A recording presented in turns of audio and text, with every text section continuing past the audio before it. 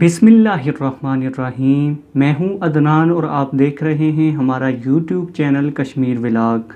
आज की इस वीडियो में तहरीक लब्बैक पाकिस्तान के दोस्तों के लिए NA 249 ज़िमनी इलेक्शन से मुतल्लक बड़ी अहम खबरें हैं।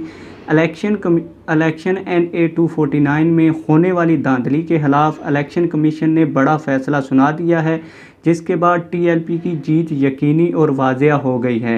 इलेक्शन कमीशन ने फैसला सुनाया है, जिसके बाद TLP की जीत और भी वाज़ेह हो गई है। आगे चल के आप लोगों को बताते हैं कि इलेक्शन कमीशन ऑफ पाकिस्तान ने क्या फ़ैसला सुनाया है। लेकिन वीडियो में आगे बढ़ने से पहले आप लोगों से एक छोटी सी रिक्वेस्ट है, अगर आपने अभी तक चैनल को सब्सक्राइब नहीं किया तो चैनल को सब्सक्राइब करें, साथ में आने वाली घंटी के ऊपर दबाकर बेल ऑल नोटिफिकेशन को ऑन करें ताकि आने वाली नई वीडियोस आपको बआसानी मिलती रहें।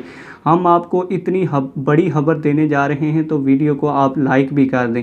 आपको बताते चले कि इलेक्शन कमीशन ऑफ पाकिस्तान ने NA 249 के इलेक्शन रिज़ल्ट को रोक दिया है।